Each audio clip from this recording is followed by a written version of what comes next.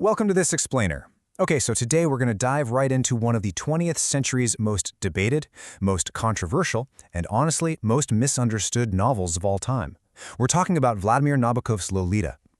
For decades, readers have just been totally hypnotized by this story. But researchers and literary detectives have actually uncovered that, right beneath the surface, Nabokov explicitly designed this entire book to test us. It's literally a giant puzzle. Think about that for a second. What if literature's most infamous confession was actually a test?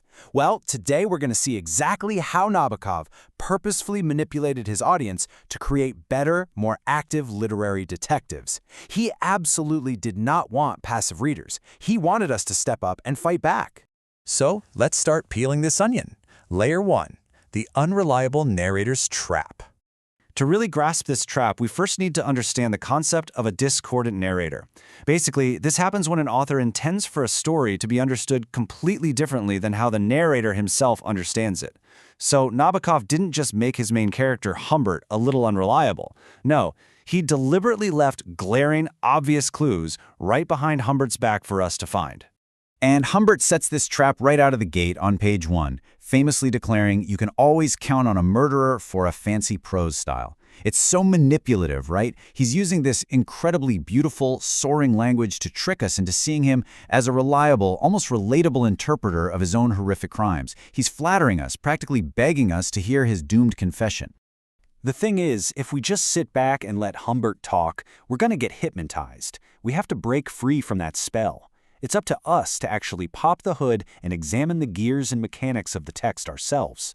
We've got to look for the cracks in his defense, the logical fallacies, and those hidden mechanisms Nabokov planted in there specifically to wake us up.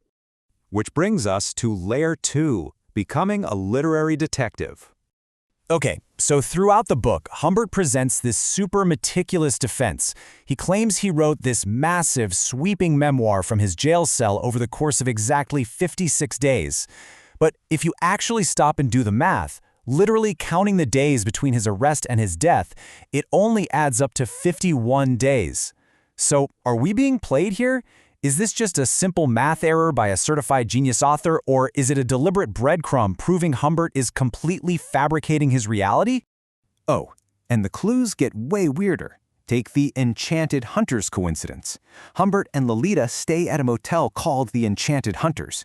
Then, later on, miles and miles away, Lolita just happens to star in a local school play with the exact same name. And Humbert? He completely misses this impossible coincidence? That's a huge red flag, signaling this is a mystery meant purely for us, the audience, who are lurking in the background keeping score. All right, let's go a bit deeper. Layer 3, America's vacuum of pushless. Now, to understand the kind of world that actually allows a predator like Humbert to operate, we need to look at a specific Russian word Nabokov loved to use, poshlist. And this doesn't just mean trashy. It means the falsely important, the falsely beautiful, the falsely attractive. See, Nabokov absolutely despised the fake gloss of commercial consumerism. He hated the intense cognitive dissonance it takes to just pretend that buying some cheap commodity is going to bring you true happiness. And here is where it gets really interesting. Humbert constantly parades himself as this detached, culturally superior European artist, way above the crassness of American strip malls and diners.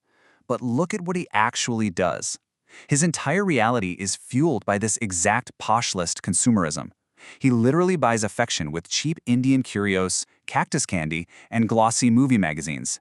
He's not above it at all. He's the ultimate mindless consumer. Let's keep peeling. Layer 4, consuming the young girl. So why are these cheap consumer goods so deeply tied to Humbert's horrific actions? Well, a group of anonymous French theorists known as Tikkun actually offer a pretty fascinating lens here with their young girl theory. Basically, they argue that in mid-century capitalism, youth and femininity were quite literally commodified into a product. They became a mechanism purposefully designed for mass consumption, essentially just a way to diffuse capital into the social sphere. Okay, so what does this all mean for our story? Well, it means the human body is transformed into the ultimate object of salvation and consumer capital. Humbert's consumption of Lolita isn't romance. It perfectly mirrors capitalism's dark fetishization and conquering of youth. He isn't some elite artist transcending reality. He's just a dark reflection of the very consumer machine he claims to hate. which completely shatters his whole illusion of artistic superiority. Now buckle up for this last one. Layer 5. Nabokov's hidden chess riddle. This is where things get truly mind-blowing, honestly, because hiding behind the unreliable narrator and all that critique of consumerism lies a literal secret code. Nabokov was actually a brilliant chess composer, and he embedded a specific real-world chess puzzle into his work, the 1940 Paris chess problem. This was designed as a camouflaged message of rescue, a symbolic checkmate against another famous author who had an uneasy obsession with young girls, Lewis Carroll, the author of Alice in Wonderland. And the contrast between the two writers is just staggering. In Carroll's Through the Looking Glass, the game involves aggressively queening the pawn, moving the Alice piece to the end of the board to be crowned. Scholars generally view this as symbolizing a child's loss of innocence. In direct response to that, Nabokov designed the white bishop defense. Instead of an aggressive capture, Nabokov's elegant solution symbolizes the absolute protection of the child. Let's walk step by step through Nabokov's riddle. Step 1 is what chess players call the irresistible try. It's the obvious, aggressive move of pushing the white pawn to b8 to get a queen, but if you do that, you lose the game. Step 2 is the actual, true solution, a quiet, totally unexpected move of the white bishop to square c2. You literally have to ignore your aggressive instinct to win in order to solve it.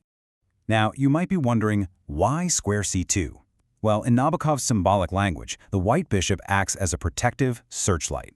Moving it to c2 effectively blocks the black pawn's dangerous advance.